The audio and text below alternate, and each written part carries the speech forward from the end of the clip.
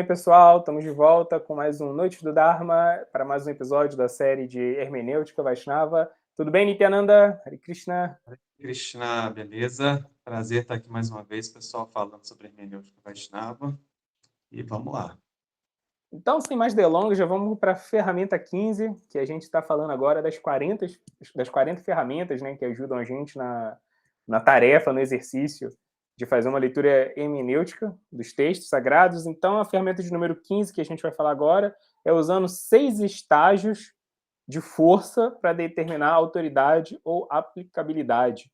Então, essa ferramenta 15, que é uma ferramenta complexa, eu diria, ela está muito ligada ao Mimamsa. O Mimamsa é um dos 6 darshans, ou seja, uma das 6 cosmovisões que tem dentro da cultura védica, uma das 6 formas de encarar os Vedas, né? E o Mimamsa ele está principalmente ocupado com a compreensão ritualística dos Vedas, né? O Mimamsa ele tem uma visão meio mecânica do mundo, de que se você fizer determinados sacrifícios, se você fizer determinados rituais, então a natureza vai se comportar de determinada forma. É impossível a gente exercer uma influência direta sobre Prakriti, sobre esse mundo material, através, né, dos rituais, através do nosso karma, e a gente pode usar isso até de forma matemática, né? O Mimamsa ele ensina como você entender essa relação de causa e efeito das suas ações e os efeitos que isso causa no mundo. E isso, dentro da comunidade Vaishnava, isso é visto até com um pouco de maus olhos, né? Essa visão puramente mecânica da realidade, porque ela exclui um elemento importante, que é a transcendência e a própria vontade de Deus, né? Exclui, assim, Deus da jogada legal, só como se existisse Prakriti e as almas, né?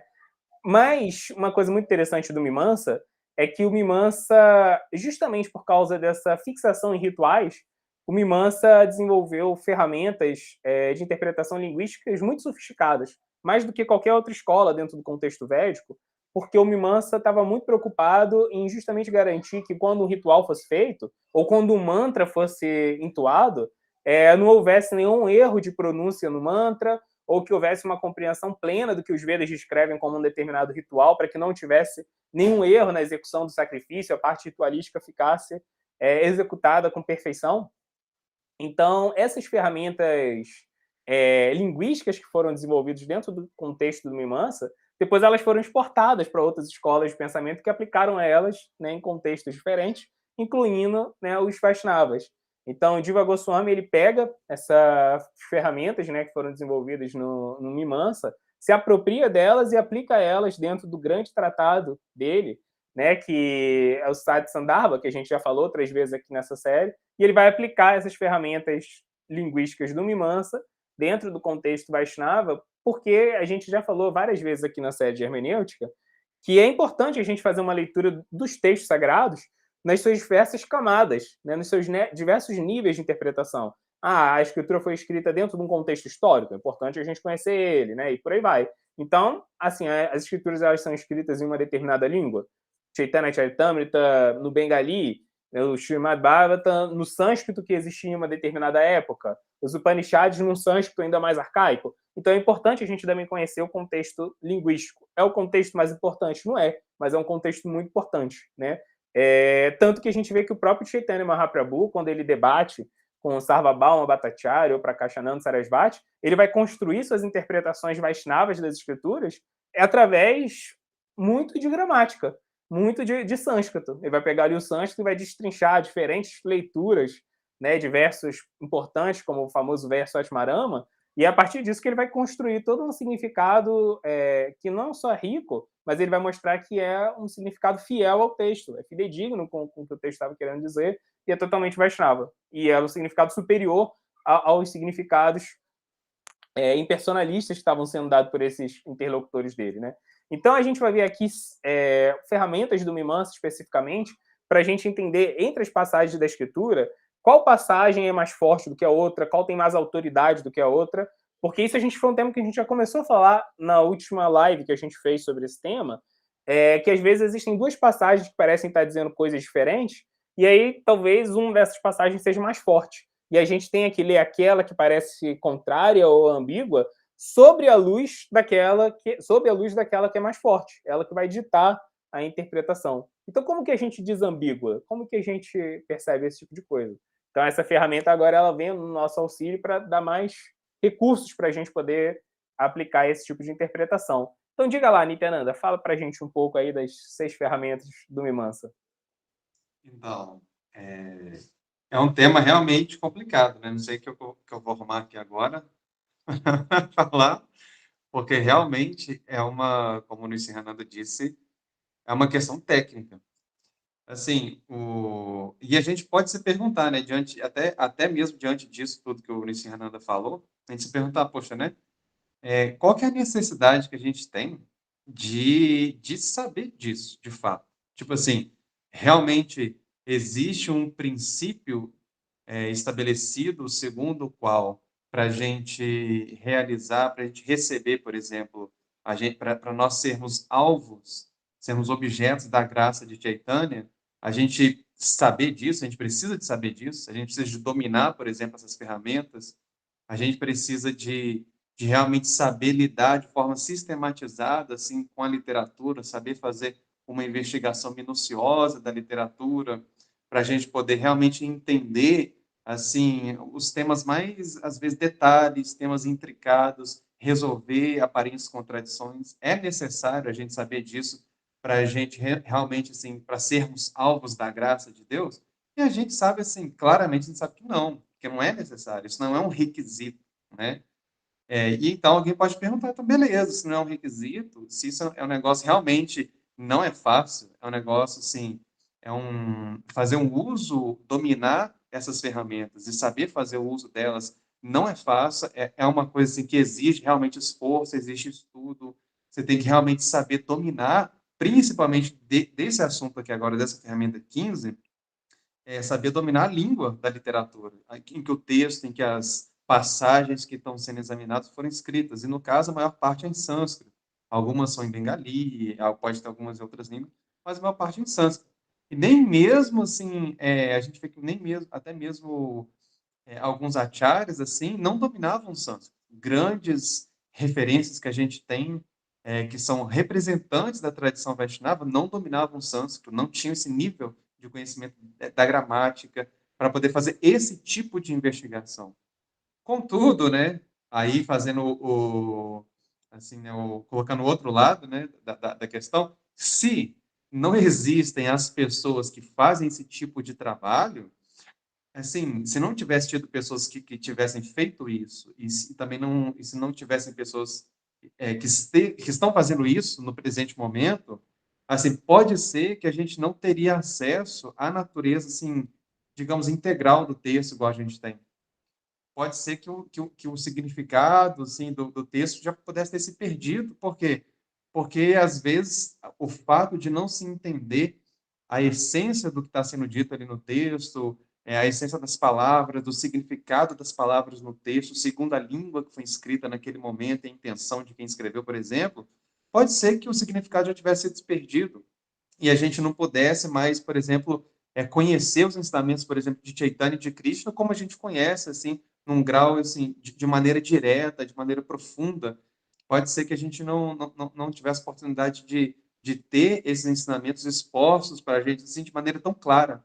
Então, assim, por mais que seja difícil, por mais que talvez a gente não sejamos nós, assim, que vamos empreender esse tipo de pesquisa, esse tipo de busca, a gente tem que agradecer àqueles que fizeram, àqueles que estão fazendo isso, porque, de fato, sem eles, creio eu que seria muito difícil a gente ter essa literatura assim realmente de forma clara, ter uma coesão, né, do que a gente chama do Siddhanta, assim, e gerações assim mantendo uma coesão de compreensão, de significado, assim, conclusivo dos temas mais essenciais desses ensinamentos de Krishna e de Chaitanya. Então a gente tem que agradecer eles, né, por mais que seja muito difícil. Então, essa ferramenta aqui, a ferramenta 15, como o Nici Hernando explicou, ela foi sistematizada pelo pessoal do Mimansa. E ela realmente está relacionada com o estudo ali sistemático, principalmente da literatura. Você saber realmente, poxa, né, eu preciso de ter ali, examinar a literatura para saber o que é mais importante, né? No caso deles ali, como o Nici Hernando explicou, os rituais, né, que partes dos rituais são mais importantes, o que deve vir primeiro, vir depois, etc. No caso da nossa literatura, que não é uma literatura voltada para a execução ritualística, mas sim, principalmente para a compreensão teológica, para a compreensão dos ensinamentos, da revelação de Chaitanya, de Krishna, a gente pega essas ferramentas justamente para entender, para analisar o texto, e justamente aqui está dentro desse contexto de análise como é que fala? De partes do texto, de declarações que a gente está tentando como entender até onde que elas são compatíveis, são incompatíveis, desambiguar, né? Tentar entender, poxa, realmente são opostas as declarações, realmente existe um conflito entre essas declarações, se existe, onde que está, e qual que pode ser considerada mais importante, nível hierárquico, qual é superior à outra, qual tem um peso maior do que o outro.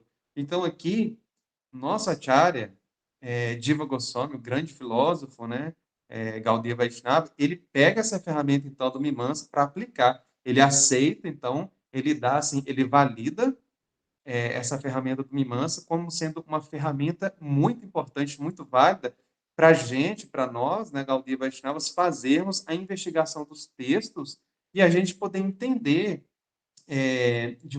da maneira mais ampla possível, mais abrangente possível, de maneira mais holística possível, os ensinamentos de Krishna ao longo do tempo, na tradição como um todo, assim, na tradição Vaishnava como um todo. Então, ele vai, primeiro ponto que ele coloca aqui, olha, que é o primeira ferramenta colocada aqui entre as 6 do Mimamsa, é Shruti.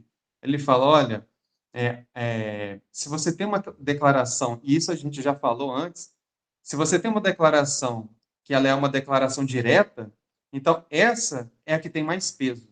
Porque aqui tem 6 ferramentas de análise das declarações dos textos, das declarações das escrituras, e cada uma dessas ferramentas aqui, da primeira para a última, a primeira tem mais peso. A segunda ferramenta, ela tem menos peso do que a primeira, mas vai ter mais peso do que a terceira, né? Então, a terceira, ela tem menos peso do que a segunda, mas tem mais peso do que a outra, e assim por diante. Então, a ferramenta aqui que tem que eles utilizam assim para entender e analisar que a declaração tem mais peso é quando a declaração ela é shruti, quando é uma declaração direta, né? Então isso a gente viu que quando um texto ele fala diretamente sobre um assunto, como por exemplo que inclusive é um exemplo que é dado aqui pelo pessoal do Conselho Chástrico, é como no Bhagavatam. No Bhagavatam, aliás, esse exemplo não é dado aqui, é dado em outro momento, mas, por exemplo, no Bhagavatam é dito, Krishna stu Bhagavan Swayam. Né? Krishna, ele é o próprio Bhagavan, em pessoa. Ele é a fonte de todos os avatares. Essa é uma declaração direta. Ali está falando abertamente, por todos os meios, se analisar, você vai ver, não, a declaração é essa, é que Krishna é a suprema personalidade de Deus. Não está se fazendo uma analogia, não está se contando uma história para tentar estabelecer o ponto de que Krishna é superior, que Krishna é a personalidade de Deus. Não, você não precisa de fazer nenhuma inferência lógica para isso. Você não precisa fazer nenhuma interpretação poética para isso, não. A linguagem é direta e reta. Tipo assim, não tem outro significado. O significado da frase é exatamente esse, que Krishna tu Bhagavan Swayam. Krishna, ele é o próprio Bhagavan em pessoa, ele mesmo. Acabou, ponto final. Essa é a frase. Inclusive, essa é a declaração imperativa do Bhagavata, né? Que está relacionado com a ferramenta 17 lá. Então, por exemplo, essa é uma declaração da Escritura que é Shruti. Agora, se a gente pega uma outra declaração, pode ser até no mesmo texto lá no Bhagavatam, onde aparentemente é dito que não é Krishna que é Bhagavan, mas é Vishnu, e isso é dito através de uma história que é contada, onde aparece Vishnu sendo colocado como o Senhor Supremo e fonte de algumas encarnações.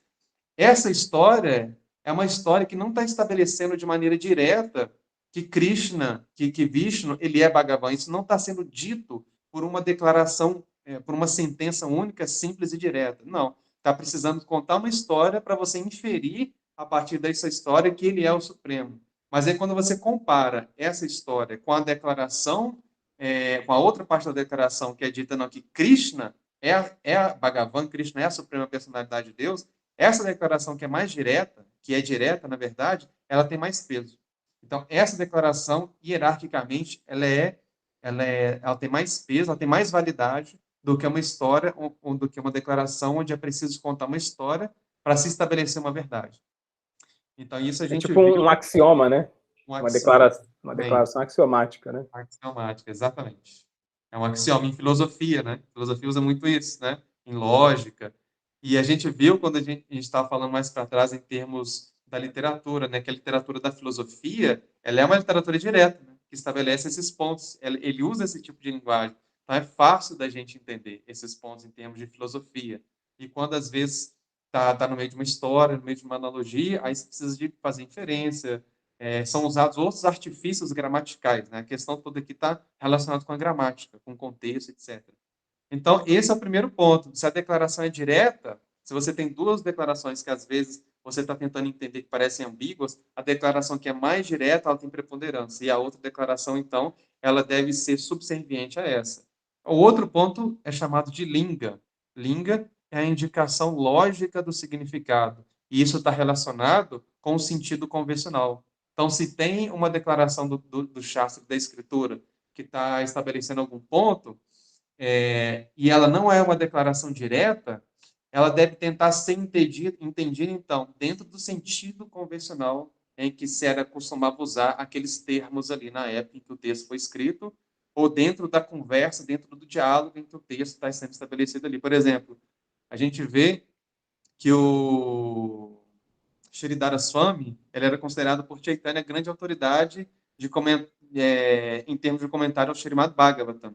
Mas o Sridhara Swami, ele comentava muito tendo em vista o olhar dos Mayavadis. Então, tem muito do comentário dele usando termos para tentar conversar, dialogar com a filosofia Mayavadi, e não para tentar mostrar profundamente, por exemplo, estabelecer para devotos, por exemplo, a questão das raças de Krishna dentro do Srimad Bhagavatam, como é a misericórdia de Krishna dentro do Srimad Bhagavatam, dentro do contexto puramente devocional. Ele tinha uma preocupação em tentar estabelecer o Bhagavatam tendo em vista a linguagem, o público que ele queria afetar, com quem ele queria dialogar, que eram os impersonalistas, que tinham um tipo de linguagem específica, que tinham compreensões específicas acerca da filosofia, acerca do Vedanta. Então, ele leva isso para dentro dos comentários dele, para dentro das explicações dele, né? Então, ele vai usar termos que, às vezes, para você entender um termo que ele está usando, a gente tem que levar em consideração qual é o sentido convencional do termo que ele está usando dentro do contexto do diálogo, por exemplo, com os Mayavadis. Então, ele tem que ter isso em consideração. E qual é o sentido convencional que aquilo ali tinha na época, dentro daquele contexto ali? Então, levar em consideração o sentido convencional de um termo e não somente aquilo, por exemplo, que um termo pode carregar em seu sentido, por exemplo, etimológico, né? Você ia falar alguma coisa? Não, eu estava pensando uma coisa que, por exemplo, na faculdade que eu dou aula para um curso de engenharia de controle e automação, curso de graduação. E dentro lá do pessoal de automação, de mecatrônica, eles usam as mesmas palavras, os mesmos termos que o pessoal da computação, especificamente o pessoal de inteligência artificial, usam. Eles têm assim, como a gente pode dizer, um glossário parecido, só que as palavras têm acepções distintas. Então, às vezes, por exemplo, eu estou me comunicando com meus alunos e eu uso termos como modelo, topologia, arquitetura, que no meu mundo significam uma coisa, que a minha formação é diferente dos meus alunos. E aí, na cabeça deles, eles já escutam, já interpretam outra coisa. Modelo, topologia, arquitetura, dentro do reino deles, de arquitetura, de mecatrônica, de engenharia, significa outra coisa. Então, eu tenho, assim, eu tive essa dificuldade um pouco para entender que quando eu falava um termo, para mim significava uma coisa, mas para o contexto deles era outra. E aí eu tive que, assim, especificar. Olha, o significado de modelo, para mim, é isso, para vocês é diferente. Mas quando eu estiver falando aqui do meu mundo, modelo significa isso aqui. Vocês entendam que é isso, né? Então, uma coisa assim bem interessante é que as escrituras elas foram escritas em contextos distintos. Por exemplo, o Rupa Goswami, quando ele faz o Bhakti Rasamrita Sindhu, ele está usando muito ali a linguagem do teatro. porque ele pega, né, as acepções de raça, que eram termos que eram, assim, eram conceitos que vinham do reino do teatro, de como um personagem ele exprimia a relação dele psicológica com outro personagem, os atores tinham que conhecer isso. Ele pega isso tudo, essa linguagem, porque tinha uma teoria muito bem definida da psicologia dentro do teatro védico, né? E ele leva isso para explicar a psicologia de Bhakti. Então ele usa a linguagem de teatro ali, né? Então, assim, por exemplo, quando a gente vê as palavras que o Rupa Goswami usa lá e a gente tentar traduzir elas com a nossa concepção, que o Rupa Goswami pode estar falando, sei lá, por exemplo, de amizade ou de inveja, mas é dentro do contexto. Isso tinha um significado bem específico para ele quando fala ali das relações e tudo, né? Então, se a gente tenta também traduzir o significado usual de uma palavra que foi usado em um determinado contexto para o nosso, a gente pode também estar caindo em anacronismo. Então, é o significado usual de uma palavra, mas também no contexto que ela foi escrita, né? Então, às vezes, tem a hermenêutica da hermenêutica. Acho que esse é um detalhe, assim, também, que pra gente cruza já com outra coisa que a gente falou em outras lives, né? Que é você entender o contexto histórico, entender, né? Então, tem isso. Um termo, por exemplo, a concepção usual dele dentro do Upanishad talvez não seja o mesmo do que seja pra gente hoje em dia, né? Então, quando a gente fala de liberação, de amor, dentro assim, a gente está usando essas traduções para termos, né, que tem na literatura, a gente muitas vezes já vai sair botando um monte de conceitos, vai projetando os conceitos que a gente tem das acepções comuns, do senso comum desses conceitos, mas que talvez não seja o que o autor está querendo dizer. A gente, né, lê um autor falando sobre uma determinada coisa e não era exatamente isso que ele estava falando. Para ele tinha peculiaridades, compreensões distintas do tema.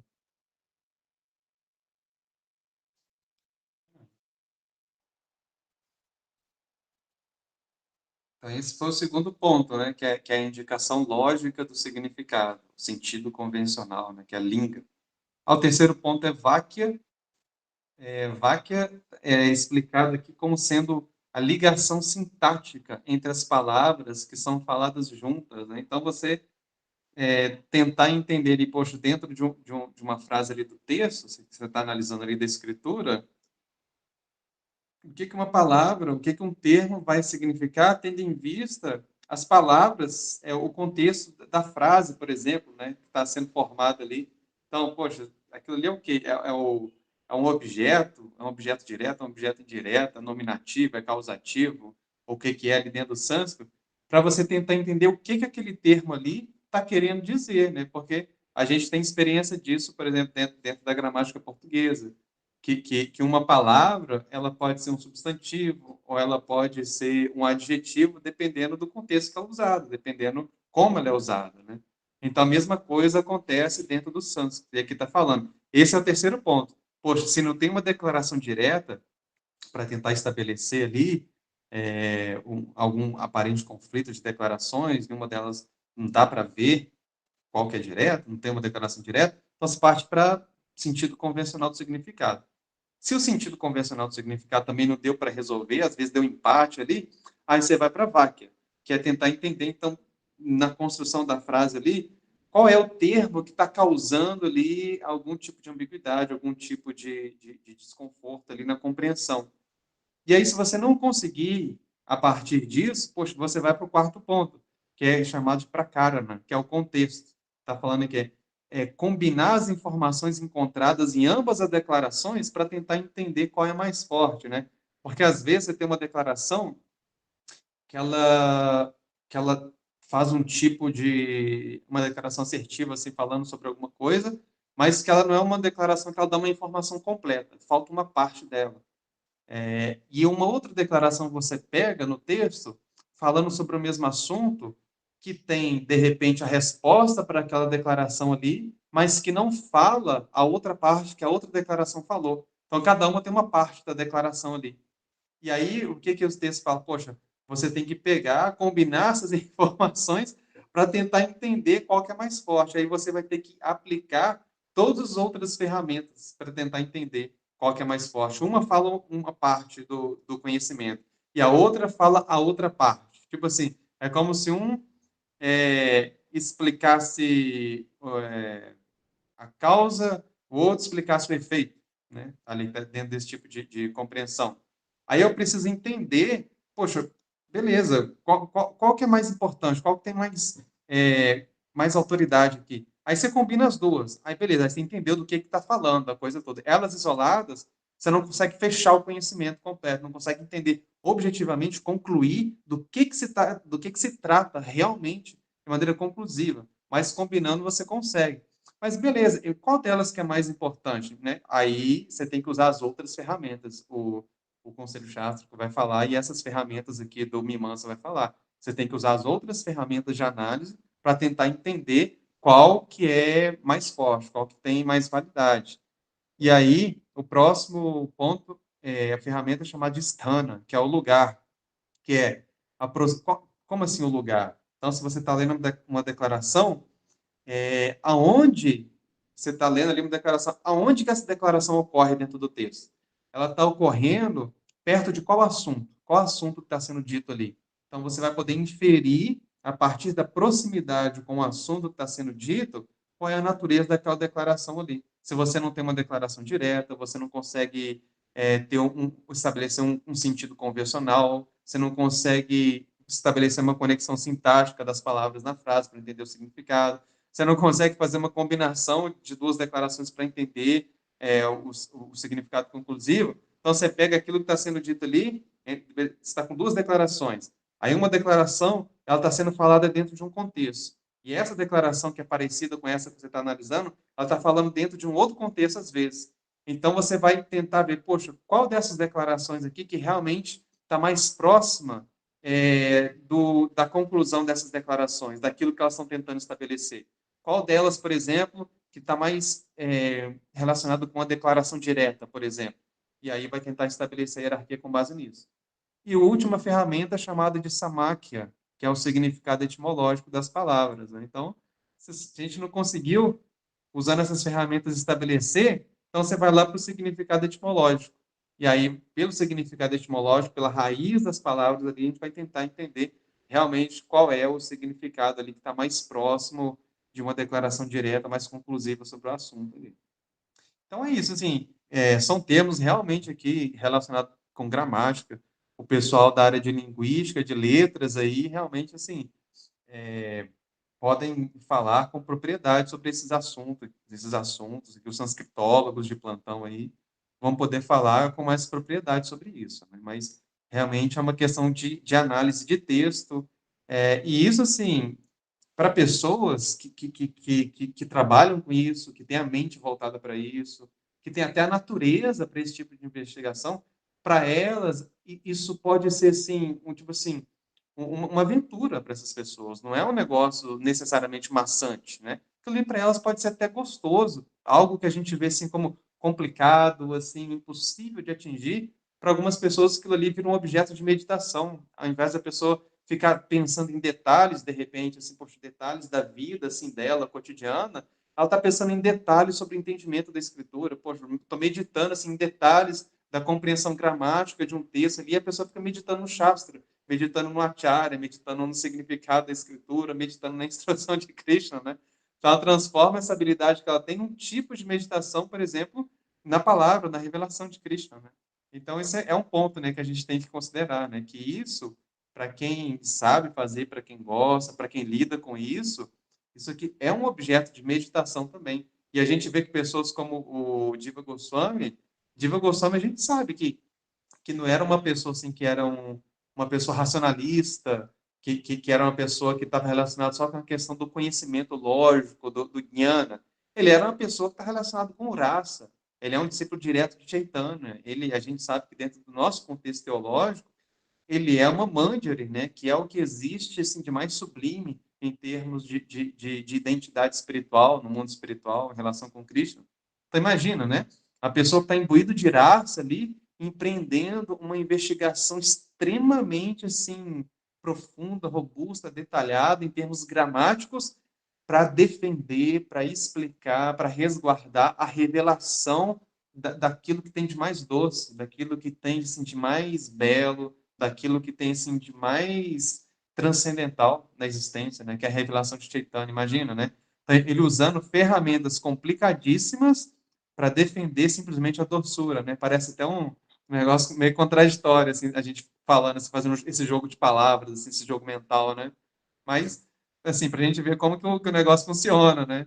Que às vezes coisas assim complicadas e aparentemente somente técnicas têm uma função de resguardar um grande tesouro por trás, assim. Um detalhe que a gente já discutiu também no passado é por que, que as escrituras não são sempre diretas, sempre explícitas, né?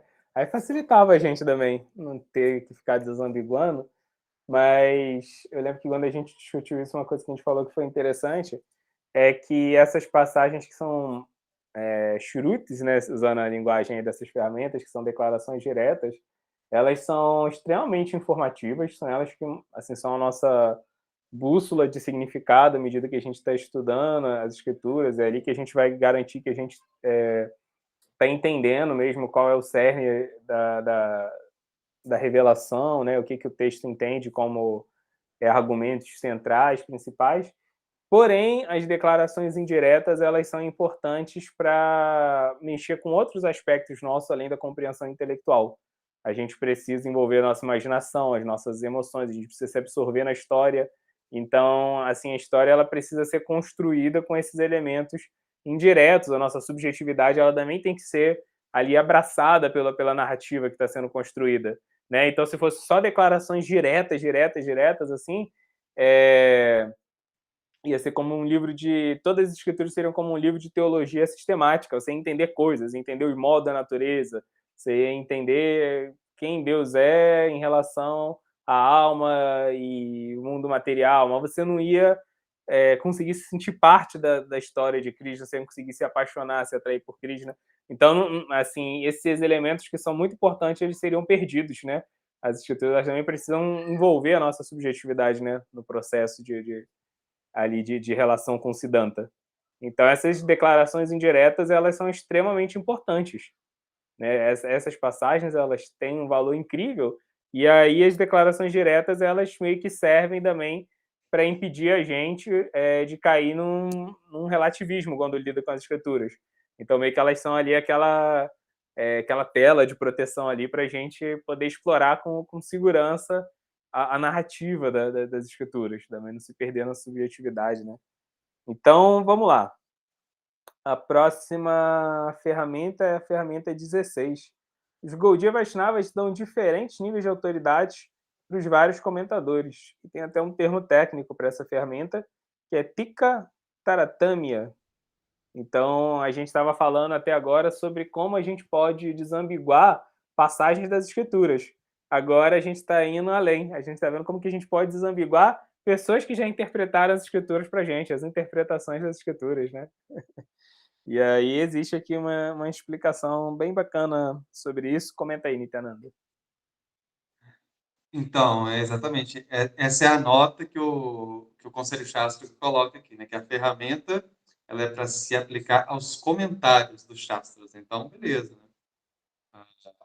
O texto original, né, os Shastras, estão lá. Agora, vamos entender os comentários, né? Porque nos comentários é que a gente realmente vai entender o Shastra, né? Está ali toda a realização, a investigação dos sábios, eles estão colocando em toda a sua inteligência, todo o seu cuidado para realmente tentar explicar aquilo ali para a gente de acordo com a realização deles, né? Então, uma questão que é colocada aqui pelo Conselho Chástrico é que os comentários não devocionais, eles não entram aqui nessa ferramenta de maneira direta. Eles falam, esses comentários que não são devocionais, eles devem ser entendidos usando outras ferramentas e outros princípios hermenêuticos, né? Então dá para a gente entender. Se às vezes a gente está fazendo um estudo acadêmico e lendo análises acadêmicas, por exemplo, historiográficas, sociológicas, por exemplo, sobre o movimento de Chaitanya, a gente tem que entender que a gente não vai usar um princípio hermenêutico de Gaudiya Vaishnava, igual a gente usa aqui para entender, porque os princípios Gaudiya Vaishnavas partem de um viés confessional, né? E a interpretação hermenêutica, a investigação feita por acadêmicos, é uma investigação que parte de contexto historiográfico, de contexto sociológico, não confessional. Eles estão tentando ter uma análise, digamos assim, isenta de envolvimento com o objeto. Eles não têm aquilo ali como confissão de fé deles. Eles estão tentando entender aquilo ali com o olhar de fora, não com o olhar de dentro da tradição, né? Então, a gente vai ter que ter outros princípios hermenêuticos para analisar eles. Vão ser outras considerações, vai ter outro peso dentro daquilo que a gente está tentando entender e estabelecer também. Isso é um ponto importante. Então, qual que é o método? Né? Aí o método aqui eu achei muito interessante, né? Que é dito aqui. Então, o método é para determinar a quantidade de compreensão universal e a aplicação de uma declaração, né, dentro de um comentário, a gente tem que rastrear a declaração, então, do Acharya, que a gente está analisando, e ver qual é o seu peso relativo com base na hierarquia que é dada por Bhaktisiddhanta. Então, foi Bhaktisiddhanta que estabeleceu isso aqui, né? Então, em geral, ele considera que quanto mais recente é o Acharya, maior é o peso do comentário dele. Então, isso eu acho que pode parecer chocante, né, para algumas pessoas, assim, ué, como assim? Achava que era o contrário, né? Assim, talvez tirando Prabhupada, né? É, poxa, quanto mais antigo, mais peso ali, mais autoridade tem, né? Mas, na verdade, assim, é isso, mas, em certo sentido, a gente vai ver que parece um paradoxo também, né?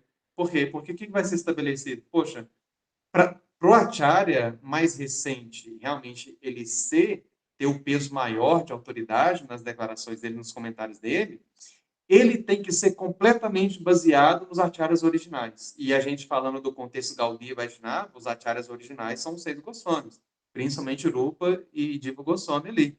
Então, tipo assim, os comentários dos Goswamis são os comentários originais Gaudiya e Vaishnavas. Eles que estabelecem todo o nosso Siddhanta. Então, a partir deles, os outros acharyas têm que ter todos os seus comentários baseados nos princípios no Siddhanta estabelecido pelos Goswamis de Vrindavan, pelos escritos dos Goswamis de Vrindavan, por seus textos e por seus comentários aos Shastras, ao Srimad Bhagavatam, e aos outros textos, digamos assim, que são aceitos pelas outras tradições, textos canônicos ali dos Vedas, etc. E aí, então, o que é necessário? Poxa, a gente tem, então, para a gente ver como que é interessante, né? Como que um acharya, ele pega um acharya que a gente tem mais contemporâneo, como Prabhupada, ele é um acharya que ele vai pegar é uma coisa que a gente já disse isso aqui várias vezes, né? Ele vai pegar a realização que tem ali de acharyas prévios e ele vai fazer o seu comentário com base em toda a realização deles. Não é que um acharya fez um comentário, teve uma compreensão do Shastra de maneira isolada. Ele está sempre considerando a realização dos acharyas anteriores. E isso é um ponto que o Conselho Shastra coloca aqui. Eles colocam, olha, não é que por exemplo, o Prabhupada, ele vai fazer os seus comentários de maneira isolada, sem considerar os comentários dos outros mestres espirituais. Não. Ele vai simplesmente, não, ele vai pegar os comentários de todo mundo que ele tem acesso e que ele considera talvez mais importante de certos textos, por exemplo, esse texto que ele está comentando, vai pegar aqueles comentários ali e ele vai ter como referência, e ele vai, inclusive, trazer para dentro do seu comentário, ele vai fazer citações dos comentários desses acharyas, para mostrar que ele está referendando aquilo que ele está falando com base nos comentários dos acharyas anteriores, mostrando que essa compreensão, essa realização que ele está passando não é uma realização isolada, não é uma compreensão que ele tem que é livre, né? Porque senão também poderia facilmente haver um desvio aí na compreensão da literatura, um desvio na filosofia e na teologia. Mas o que é colocado aqui é que justamente, né, o acharya mais recente, o que ele faz? Ele tem que entender quais são os princípios básicos que existem, que são estabelecidos pelos acharyas primários, que são, por exemplo, falando do Gaudiya Vaishnavismo, os Goswamis de Vrindavan. Então, quais são os princípios essenciais que ele estabelece? E esses princípios essenciais, os acharyas, eles têm que ter domínio desses princípios, para quando eles forem comentar, eles fazerem o quê? Pegar esses princípios e fazer aquela famosa adaptação com base em tempo, local, circunstâncias, né? E audiência e pessoas. Ele trazer toda essa compreensão da literatura, toda a revelação, colocar na linguagem que a audiência pode entender, tentar responder aos anseios da audiência, dialogar com eles, estabelecer o Siddhanta, colocar em evidência, em relevância aquele conhecimento ali, mas sem alterar nenhum princípio essencial que é estabelecido pelos acharyas originais. Então, isso é um ponto muito importante. É um ponto justamente de como que você faz para manter a relevância e a pureza do texto. O texto tem que estar sempre puro na sua base, e ao mesmo tempo ele tem que estar sempre relevante conversando com o mundo que está em constante transformação. Então, poxa, se a gente pega um texto ali dos primórdios ali de Chaitanya, dos Goswami de Vrindavana, para levar, talvez, para um público hoje, pode ser né, que o público tenha dificuldade em entender a aplicabilidade daquilo ali de forma prática na sua vida.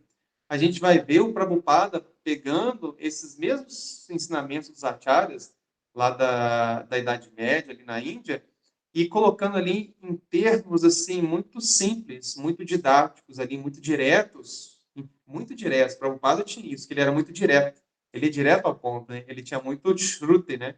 As declarações de Prabhupada eram bem shruti mesmo, bem diretas, assim, sobre muitos pontos, assim. Mesmo se tratando de pontos, assim, relacionados à vida prática das pessoas, né? Ele era muito direto sobre vários pontos, e às vezes ele era criticado por isso, né? As pessoas não esperarem, assim, poxa, uma declaração tão direta, assim, e ele ir num ponto que é tão polêmico e fazer uma declaração direta. Pum, não, é isso. Pum, estabelece como um axioma, assim, né? A questão. E isso assusta, às vezes, pessoas que não estão acostumadas a lidar às vezes com personalidades assim que têm opiniões já fortes, já decididas, já marcadas sobre um assunto, já resolvidas sobre muitos assuntos polêmicos, né? E o Prabhupada era assim. Então a gente vê que o Prabhupada ele pega esses ensinamentos assim, tão antigos que às vezes poderiam estar descontextualizados em termos assim de aplicação prática, em termos de consideração como é a constituição da vida, né, do homem contemporâneo, e ele vai aplicar, vai pegar esses mesmos princípios, não vai alterar nenhum princípio fundamental, não vai alterar nenhuma compreensão básica sobre a conclusão ali dos ensinamentos, mas vai colocar aquilo ali numa linguagem que as pessoas vão entender. Então, claro que a gente tem que ter o ensinamento de Prabhupada, que é o grande acharya, como o maior peso, tem um peso relativo maior para a gente, né? Por quê? Porque foi a partir dele que a gente entendeu. Ele que soube entender, compreender qual é a nossa mente, qual é o contexto que a gente vive, para saber colocar esses ensinamentos para a gente, tornar eles relevantes para a gente. Então, é natural que a gente considere os comentários do Acharya mais recente, mais contemporâneo, como tendo um peso maior, né? Porque ele que entende melhor a nossa realidade, ele que sabe ler mais a nossa mente. Ele que fez, que teve todo o trabalho, né, de ver, de estudar a realidade, ter a sensibilidade, né, de fazer essa relação, poxa, do ensinamento com o contexto atual que a gente vive, né? Então é isso.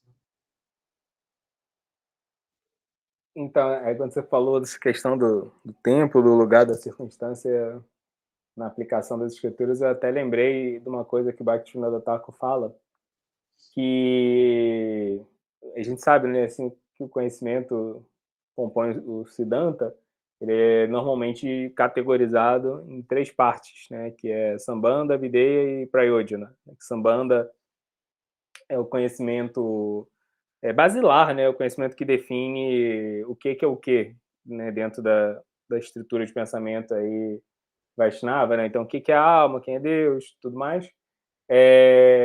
A Videya é como a gente aplica conhecimento, né? E Prayojana é o conhecimento sobre a nossa relação com Deus, assim, eterna no mundo espiritual, né?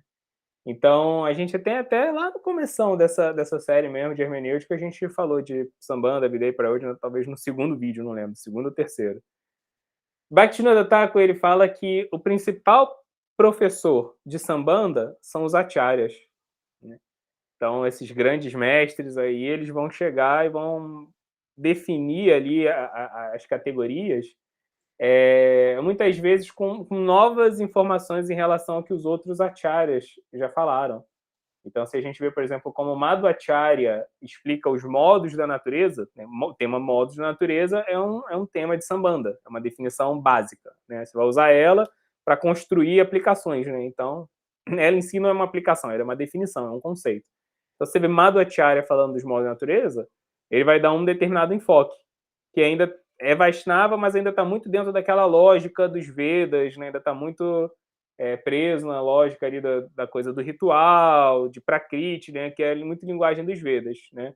Se você vê um outro acharya, como, por exemplo, os Goswamis de Vrindavana falando, eles vão explicar os modos de natureza muito mais já na lógica de Bhakti mesmo, com a ênfase assim, muito mais nessa Bhakti de Chaitanya, do Kirtana, como que o Kirtana remove a cobertura dos modos, né? Então, assim, o modo na natureza para eles já passa a ter uma outra acepção. Então, os acharyas, eles conseguem ir atualizando essas definições de Sambanda, mas isso não é qualquer pessoa que consegue refletir e ter uma visão mais larga sobre esses temas, porque eles são justamente a base da nossa compreensão Vaishnava da realidade, né? Então a pessoa ela tem que, de fato, estar vendo esse mundo sob uma perspectiva espiritual para poder ter insights, ter uma compreensão mais ampla do que né, de entender esses conceitos que compõem Sambanda do que os acharyas anteriores. Então só os acharyas atualizam esse conhecimento. E Prayodhana? Prayodhana, né? Então Sambanda é aqui no começo e Prayodhana é aqui no final. Prayodhana, né, até a própria palavra significa para vem de para, aquilo que está além. Yodhana é conexão, igual de yoga, né? Então aquilo que está além da conexão. Eu já me conectei com Deus, sou uma alma pura. Como que é a minha relação eterna com Deus? Então isso é Prayodhana. Para alguém explicar Prayodhana, essa pessoa ela tem que conhecer quem você é, de verdade, sua sarupa, sua identidade espiritual.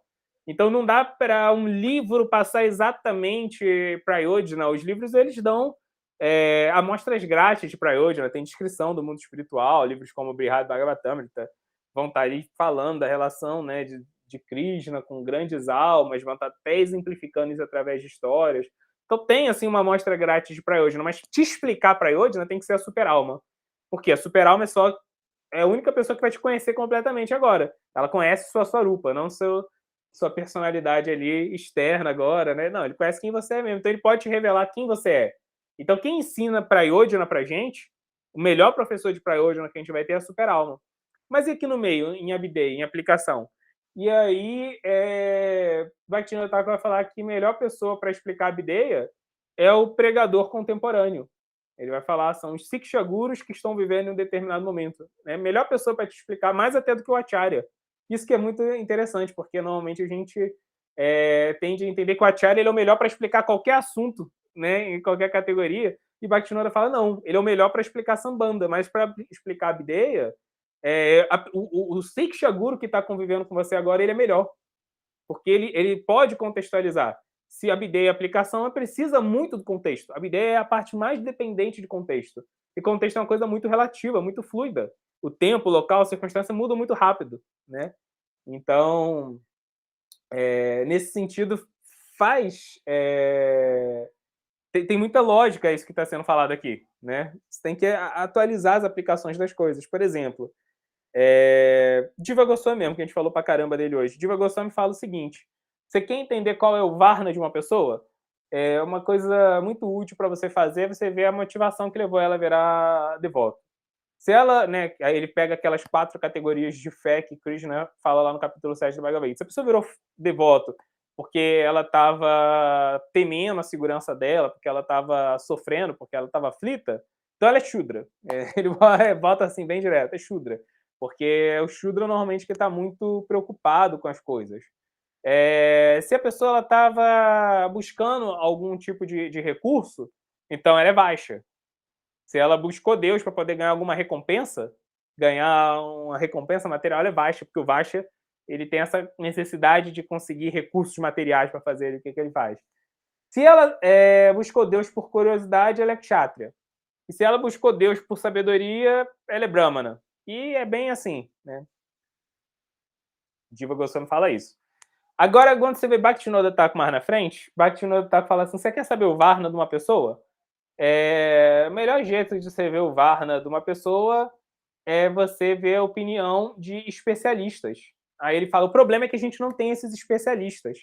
Então ele fala, a gente tem que criar uma classe de pessoas que entenda, que consiga perceber sinais na psicologia de uma pessoa, nas habilidades que ela demonstra, principalmente nos interesses precoces que essa pessoa tem, desde a infância, e consiga distinguir a vocação dela.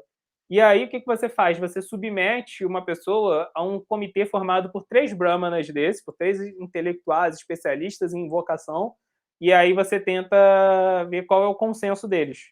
Isso é o melhor jeito de descobrir o VAR numa pessoa. Então, assim, é muito interessante que Diva Goswami ele dá uma solução muito prática, assim, para você achar lá o Varna da pessoa, mas, pelo visto, assim, talvez num determinado contexto que ele vivia, que era um contexto muito Vaishnava ainda, e era um contexto rural, era um contexto onde a vida ainda era muito simples, talvez isso funcionasse. Bhaktivinoda ele vive num contexto muito mais complexo, final do século XIX ali, a Revolução Industrial já acontecendo, a dinâmica educacional tinha mudado completamente, a própria estrutura política econômica do mundo estava muito mais sofisticada, a globalização estava querendo começar a acontecer. Então, assim, é um mundo muito mais complexo do que o mundo do Diva Goswami. Não dá para assim, ser pau, pau, pedra, pedra, que nem o Diva Goswami tinha botado ali, né? Então ele falou, não, cara, você precisa de um especialista nisso, você precisa de um especialista que vá analisar esse tipo de coisa, né? Pena que ele não existe, o Bhaktivinoda fala. Mas, por exemplo, alguém que vai explicar esse tipo de coisa hoje em dia, já existe esse especialista. O que mais tem hoje em dia é especialista vocacional. Existe toda uma ciência que, né, a partir da década de 40, começou a ser desenvolvida com essa coisa da vocação, e a partir da década de 90, né, o pessoal começou a aplicar a neurociência, é super desenvolvido. O que mais tem hoje em dia é ferramenta para isso. Né? Hoje em dia, o problema não é você descobrir a vocação de uma pessoa. O problema hoje em dia é você descobrir como aplicar essa vocação em consciência de Krishna. O que não era um problema para o Diva Goswami lá atrás, porque o mundo deles era feito para isso. Né? Naquela época, talvez o difícil fosse descobrir a vocação de uma pessoa. Hoje é fácil. Hoje o difícil é conectar isso com Krishna, porque o mundo hoje em dia é secularizado. A gente tem uma relação com a nossa vocação que não é uma relação que passa por Krishna desde a da acepção da nossa vocação. E isso era uma coisa muito bem resolvida lá na época medieval para o Diva Goswami. Ele não explica como conectar cada profissão com Krishna. Isso para ele era óbvio, mas para a gente não é, né? Então, assim, muda muito essas questões, né? E aí você vai ter que passar pelo discernimento de alguém que conhece o contexto, que tem uma visão madura daquele contexto para entender a aplicação, né? Então, esse ponto ele é bem interessante. E acho, só para fechar aqui, uma outra coisa que eu estava pensando, por que, que o Acharya mais novo ele tem mais força? Uma coisa que ele tem é justamente, e o Acharya antigo não tem, é o feedback da aplicação do conselho que foi dado pelo Acharya antigo. O Acharya, ele deu instruções. Agora, o próximo Acharya, ele vai viver o fruto dessas instruções. Essas instruções, elas foram levadas para o seio da comunidade, elas foram aplicadas, elas foram vividas, elas foram, né, ali assimiladas. Então, agora, o novo Acharya, ele é, assim, o fruto prático da aplicação daquelas instruções. Né? Então, para o bem ou para o mal. Isso que é um ponto também importante. Né? A gente vê Vishwanath Chakravarti Thakur, por exemplo, Diva Goswami, vamos lá. Diva Goswami, ele vê que tinham devotos que lidavam muito bem com esse fato de Radha Krishna serem namorados, né? Para que a raça, né? A relação deles de namorados. Mas ele via que tinha pessoas que eram tão moralistas que não aceitavam que Radha Krishna fossem amante, namorado. Então, para essas pessoas, ele ensinou Swakya raça, que Radha Krishna eram, na verdade, um casal mesmo, formal. E isso fazia com que eles ali conseguissem adorar Radha Krishna, não polemizassem, não era uma barreira para eles. Mas algo da raça de Vrindavana se perdia nisso, né? Então, isso funcionou por um tempo, mas depois isso acabou criando mais discórdia. Né? Por quê? Porque os devotos que adoravam a Radha Krishna como casal não aceitavam que tivessem devotos que adoravam eles como amante, e vice-versa. E esses grupos... Era mais um motivo para ter polêmica no seio da comunidade de devotos. Né? Então, Vishwanath Chakravarti ele vai provar, usando as escrituras, que Radha Krishna são namorados mesmo, não são um casal casado. Né? Para a gente entender a raça e ser ali absorvido pela história, pelo passatempo, né? A gente tem que entender a relação deles de Parakyarasa. E isso nunca mais foi feito depois, de tentar ensinar Radha Krishna como um casal para não chocar muito pessoas que seriam sensíveis para isso, porque se viu que você podia até fazer essa manobra, que Diva Goswami fez com a melhor das intenções e com sabedoria, mas que isso pode dar problemas. Então, talvez seja mais sábio, a gente pode dizer assim, você pagar o custo de ter que sofrer um pouco para ensinar esse conceito, né, que eles são um casal de namorado, mas ensinar isso mesmo às claras e não tentar fazer uma manobra, porque isso depois pode causar um outro tipo de problema. Então começando a ensinar mais explicitamente que Radha e Krishna são namorados. O que aconteceu também? A gente teve uma explosão de sarradias, que são pessoas que tornam as compreensões das coisas mais baratas e que querem já entrar na dinâmica ali de Vrindavana sem estarem preparados. Então as pessoas começaram a querer comparar demais a relação conjugal de Radha Krishna como amantes com as relações conjugais de amantes mundanos, né? Então Bhaktivinoda e Bhaktisiddhanta, quando eles pregam, eles já vêm nesse contexto muito sobrecarregado de sarradia. Então aí eles vão ter que ensinar Radha Krishna como amantes, mas também criar toda uma série de barreiras para afastar o sarradia. Botar coisas mais reverenciais ali no meio, principalmente na adoração à deidade, para tirar o sarradia de campo. E para isso vai vendo que vai tendo uma construção, né? Porque é aquilo que Krishna explica na Bhagavad Gita: todo fogo tem fumaça. Mesmo as coisas boas que os acharyas fizeram tiveram consequências que não necessariamente são boas no mundo. E é assim que o mundo funciona. Às vezes a gente tenta adorar o acharya querendo tornar absoluta toda a aplicação que ele fez. Só que isso não é adoração do acharya. Isso é um tipo de idolatria. Que Bhaktivinoda Thakur, né, ele fala isso no livro dele, Apasampradaya Swarupa, né? Que você querer adorar o acharya, esse ponto de tornar absoluta qualquer aplicação que ele tenha feito das escrituras, é um tipo de idolatria. Tem até um nome para isso, que é Karabhadya, né? Então, assim, existe um termo técnico para isso, né? Então a gente entende isso que Krishna fala: todo fogo nesse mundo tem uma fumaça. Né? Então, mesmo que os acharyas já fizeram, o fogo que os acharyas trouxeram teve suas fumaças. O que o próximo acharya faz é aumentar o fogo e diminuir a fumaça. Só que isso também vai ter sua fumaça mais para frente.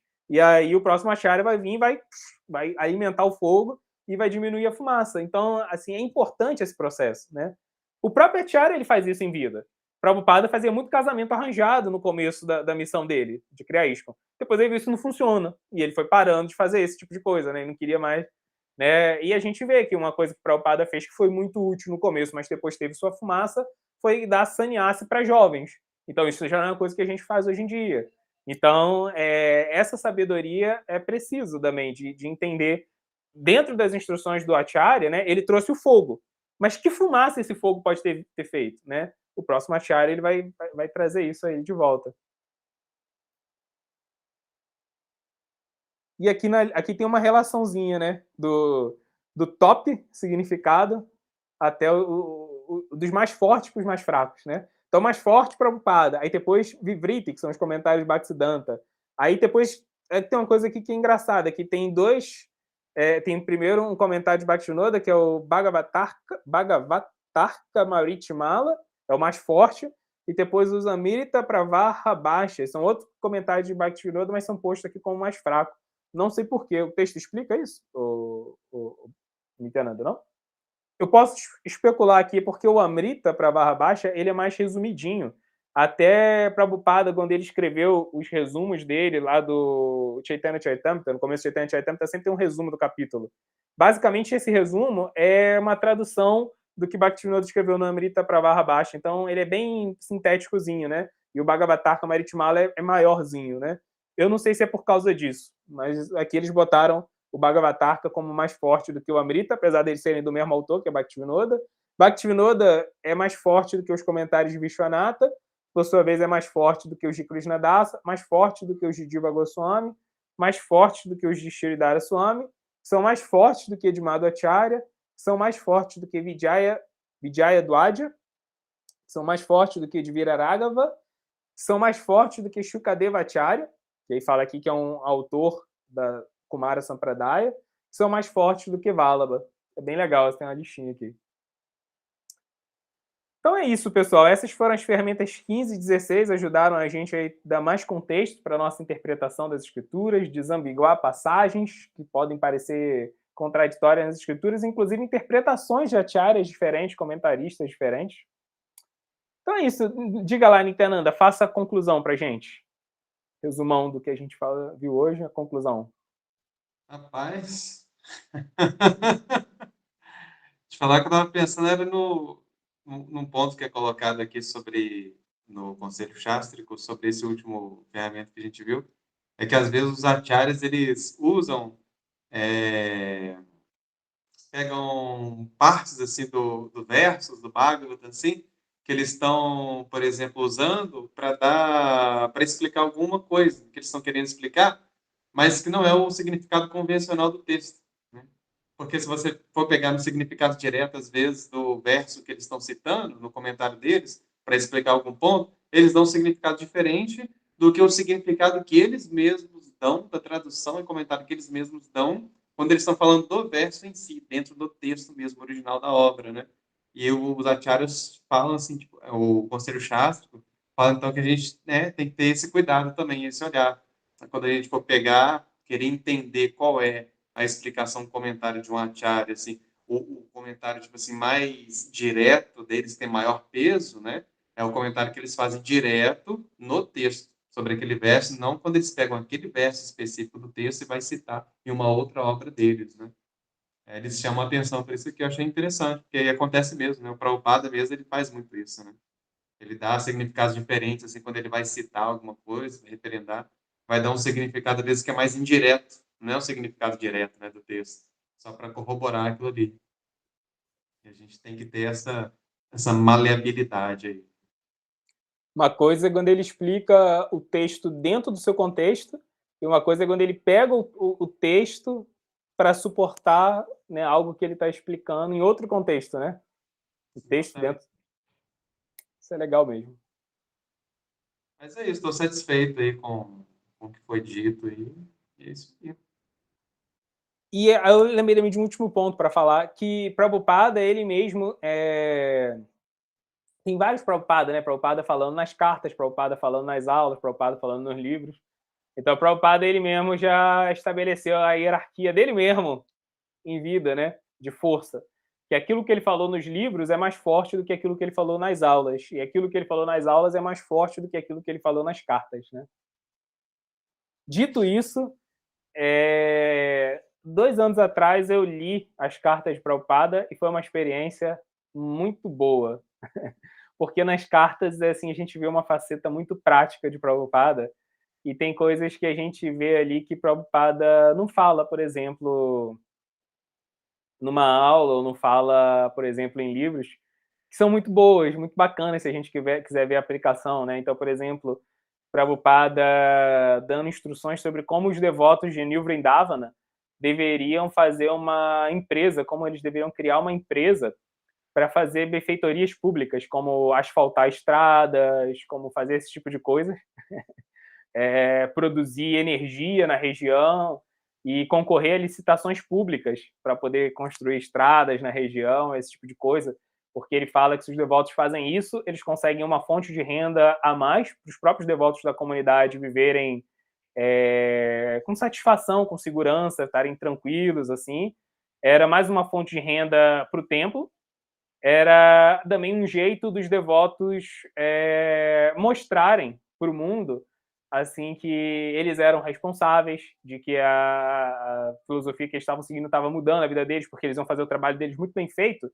Então ele fala assim, quando você é um prestador de serviço, quando você faz um serviço que as pessoas querem, elas prestam atenção na qualidade que você está fazendo, né? Então, assim, se você vai lá e faz com muita diligência a estrada, né, tá ali fazendo, chega ali para fazer pontualmente, entrega a obra que você foi contratado para fazer, obra muito bem feita, não teve desperdício de dinheiro, foi feita assim de uma forma, né, exímia, aí os caras falam, pô, esses caras são bons.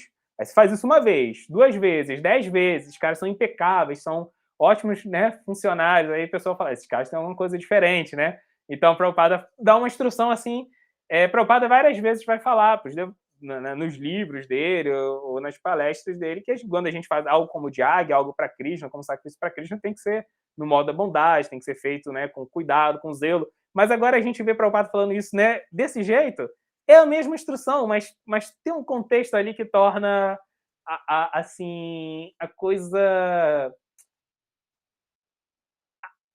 Assim, ela ajuda até a gente a expandir a nossa imaginação.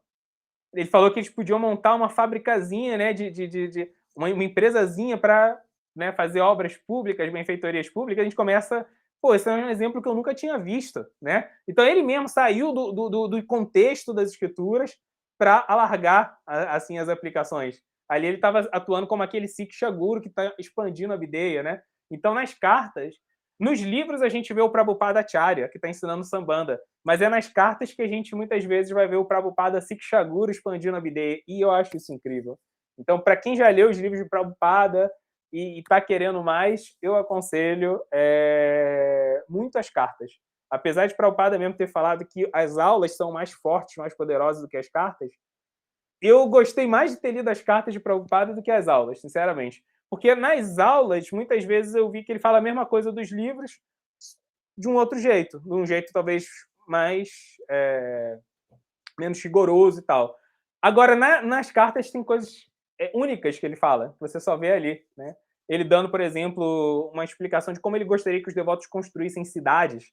E aí tem toda uma logística que ele faz na cidade, onde ia ficar o mercado, onde ia ficar, assim, tudo, né? Os hospitais. Ou então, quando o Prabhupada começa a sugerir que os devotos façam universidades, e ele discute com alguns devotos como que seria o currículo dessas universidades. É muito interessante, né? Assim, ver como que o Prabhupada traduzia essas coisas para a prática. Então, nas cartas, a gente tem um outro Prabhupada também, assim, eu acho muito legal, tem um tesouro escondido aí nas cartas. Então é isso, pessoal, vamos ficando por aqui. Esse foi mais um episódio da série de hermenêutica. Muito obrigado, Nityananda. Estamos aí. Obrigado por participar. E todo mundo que vai assistir aí também, obrigado por estar participando aí com a gente. É isso então, pessoal. Tenham todos uma ótima semana. Fiquem com Krishna. Hare Krishna. Todas as glórias pela Prabhupada.